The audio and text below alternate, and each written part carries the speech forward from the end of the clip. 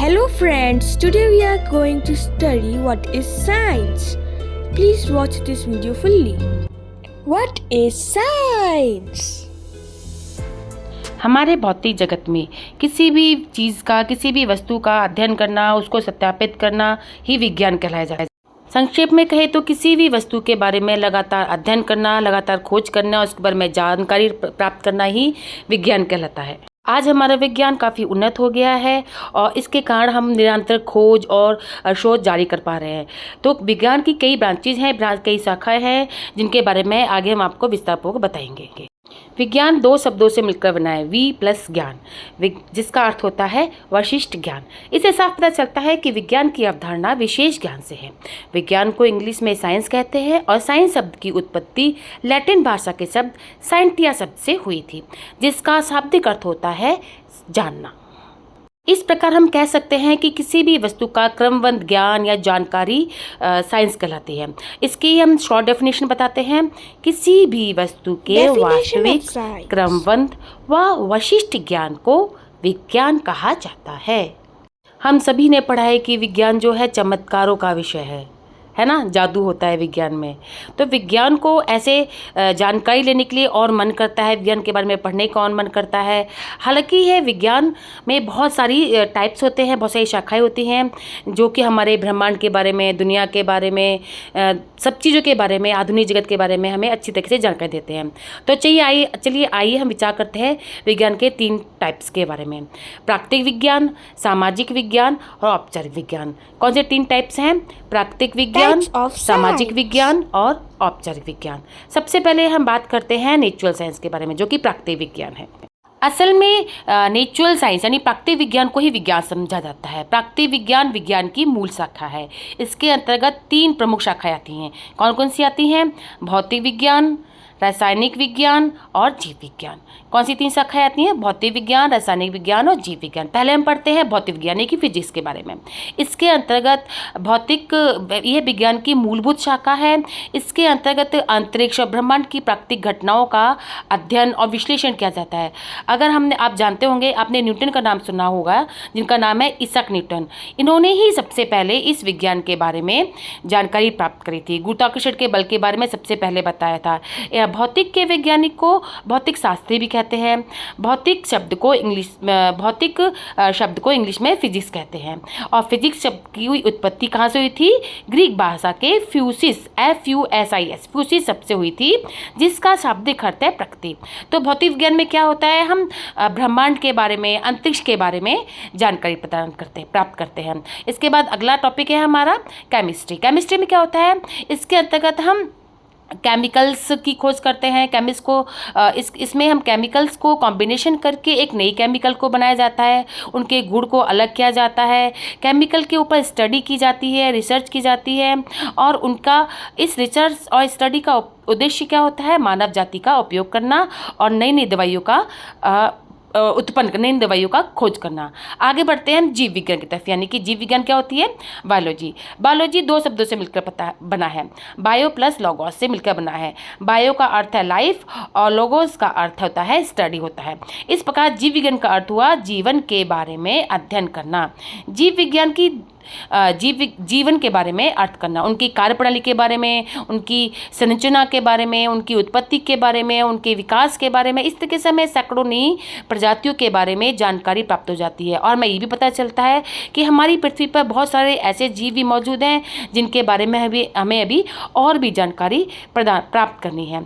तो वनस्पति विज्ञान और जंतु विज्ञान, जिसे प्राणी विज्ञान भी कहा जाता है। जीव विज्ञान, इस तरीके से बायोलॉजी, केमिस्ट्री और फिजिक्स के बारे में हमने आपको बता दिया है। अब हम आगे पढ़ते हैं सेकंड टॉपिक की तरफ, जो है हमारा सामाजिक विज्ञान। सामाजिक विज्ञान क्या होता है? सामाजिक विज्ञान वह शाखा है जिसके अंतर्गत दुनिया भर के मानव व्यवहार व समाज के कामकाज और उनके वातावरण का अध्ययन किया जाता है।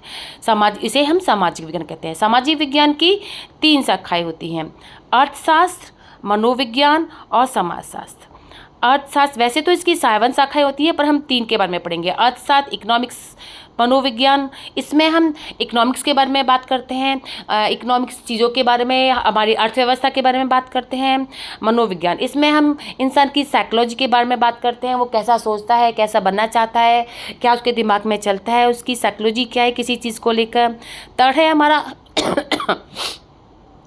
है हमारा समाजशास्त्र। इसमें हम समाज के बारे में जानते हैं, समाज की मूलभूत आवश्यकताओं के बारे में जानते हैं, समाज के बिहेवियर के बारे में जानते हैं, समाज की समस्याओं के बारे में समझते हैं। तो इस तरीके से हमारा सामाजिक विज्ञान में ये तीनों चीज़ें आ जाती हैं। नेक्स्ट हमारा टॉपिक है औपचारिक विज्ञान। औपचारिक विज्ञान क्या होता है?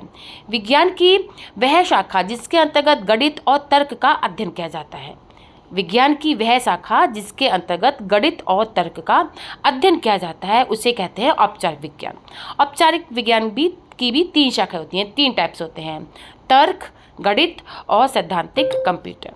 तर्क में होते हैं लॉजिक, मतलब जो लॉजिक की चीज़ें होती हैं वो तर्क में आती हैं। गणित, मैथमेटिक्स और कंप्यूटर, ठीक है। औपचारिक विज्ञान में ये सभी चीज़ें आती हैं। चलिए आगे बढ़ते हैं हम इम्पोर्टेंस ऑफ साइंस यानी कि विज्ञान के महत्व की तरफ। विज्ञान के कारण मनुष्यों की ज़िंदगी पूरी तरीके से बदल गई है। इस बदलाव के कारण ही मनुष्य का जीवन आसान और आरामदायक हो गया है। ऐसा कोई भी क्षेत्र नहीं है जहाँ जो कि विज्ञान से अछूता रहा हो, चाहे वो कोई भी हो, किसी भी तरीके का क्षेत्र हो, सभी में विज्ञान ने पूरी तरीके से तरक्की करी है और इसके बिना लगभग कोई भी काम नहीं हो पाया। आपके हाथ में जो मोबाइल है, लैपटॉप है, कंप्यूटर है, वह सभी विज्ञान के ही चमत्कार हैं। आप 5 किलोमीटर चलना चाहेंगे नहीं ना, क्योंकि हमारे पास यातायात के साधन है ना, इसीलिए भी जैसे कि साइकिल, मोटर, ये सभी चीज़ें विज्ञान की इंपॉर्टेंस है। अब विज्ञान की चिकित्सा के क्षेत्र में इंपॉर्टेंस। चिकित्सा चूँकि विज्ञान पद्धति पहले से बहुत अच्छी और आधुनिक हो गई है, आज हम भयानक से भयानक रोगों का मौत के मुंह से बच जाते हैं। क्यों? विज्ञान के कारण। विज्ञान ने ही हमारे चिकित्सा के क्षेत्र में बहुत उन्नति करी है, जो चंद मिनटों में ही मानव शरीर को स्कैन करके उसके सभी रोगों के बारे में पता लगा लेते हैं। रक्षा के क्षेत्र में आज हमारे पास इतने ज़्यादा ही साधन हैं जो कि किसी भी उसके लड़ाई के लिए, किसी भी युद्ध के लिए हम जीत सकते हैं। पहले के माध्यम में बहुत छोटी छोटी चीज़ थी, आज मिसाइल, परमाणु, हाइड्रोजन बम हैं जिसके द्वारा आधुनिक हथियार हैं, जिसके अलावा भी किसी भी रक्षा फील्ड में किसी भी तकनीक का उपयोग किया जा सकता है और जो कि विज्ञान का बहुत बड़ा महत्व है। अब है संचार के साधन। संचार क्या होता है? टेलीफोन के माध्यम। संचार में एक ज़माना था जब एक दूसरी जगह पर किसी भी चीज़ को पहुंचाने के लिए, चिट्ठी पहुंचाने के लिए, कोई बात पहुंचाने के लिए हमें काफ़ी टाइम तक, महीनों का इंतजार करना पड़ता, और आज हम चंद सेकंड में अपने संदेश को एक जगह से बैठे मीलों दूर तक पहुंचा सकते हैं। जी हाँ, टीवी, टेलीफोन, रेडियो, इन सभी के द्वारा हमारा शिक्षा के क्षेत्र में विज्ञान ने बहुत उन्नति करी है। शिक्षा के क्षेत्र में भी बहुत ही ज़्यादा विज्ञान ने उन्नति करी है। आज हम घर बैठे अपने स्मार्टफोन, कंप्यूटर, लैपटॉप से किसी भी तरह की पढ़ाई कर सकते हैं। आजकल तो ऑनलाइन शिक्षा प्राप्त करके भी डिग्री प्राप्त की जा सकती है। विज्ञान के कारण ही शिक्षा के क्षेत्र में डिजिटल क्रांति आई है। आजकल क्लासरूम में भी डिजिटल माध्यम से पढ़ाया जाता है। यातायात के क्षेत्र में भी हमारे देश ने बहुत ज़्यादा तरक्की कर ली है। पहले लंबी दूरी के लिए मनुष्य को महीने लग जाते थे, अब क्योंकि विज्ञान ने बहुत ज़्यादा तरक्की कर ली है तो इतनी लंबी दूरी का सफ़र ही कुछ घंटों में एक देश से दूसरी जगह पहुंच जाते हैं। कुछ घंटों में हम लंबी दूरी का सफ़र तय कर लेते हैं। इस तरीके से विज्ञान ने इस क्षेत्र में भी बहुत ज़्यादा उन्नति प्राप्त कर ली है। मनोरंजन के क्षेत्र में तो क्या ही बोला जाए। आज बच्चों के पास एक से एक बढ़कर टॉयज़ है, एक से एक बढ़कर खिलौने हैं, उनके पास टीवी है, वीडियो गेम है। जो पहले वो शारीरिक रूप से अपना खेला करते थे, वहीं अब बच्चे घर बैठे हुई अपने घर पर ही उन खेलों को वर्चुअल रूप से खेल सकते हैं। फिलहाल में आगे बढ़ते हैं हम कृषि के क्षेत्र में क्या तरक्की करी है। कृषि के क्षेत्र में विज्ञान का महत्व भी कम नहीं है। आजकल कृषि क्षेत्र पर भी विज्ञान बहुत ज़्यादा है। रासायनिक खाद, उत्तम बीज, कीटनाशक, पानी पंपिंग, टैंकिंग, कई मशीनें जैसी विकसित सब विज्ञान की वजह से है। इसी वजह से कृषि करना पहले से बहुत ज़्यादा इजी हो गया है। अब आगे हैं हमारी साइंस के उद्देश्य, पर्पस। साइंस का क्या उद्देश्य है? साइंस का सिर्फ एक ही उद्देश्य है, इंसान की तरक्की करना, हमारे हर फील्ड में अपने आप को बहुत आगे बढ़ाना, चाहे वो कोई भी फील्ड से, हमें आसमान की बुलंदियों को छूना। तो फ्रेंड्स, आज ये वीडियो ख़त्म होती है। मिलते हैं आपसे नेक्स्ट वीडियो में, तब तक के लिए टाटा बाय।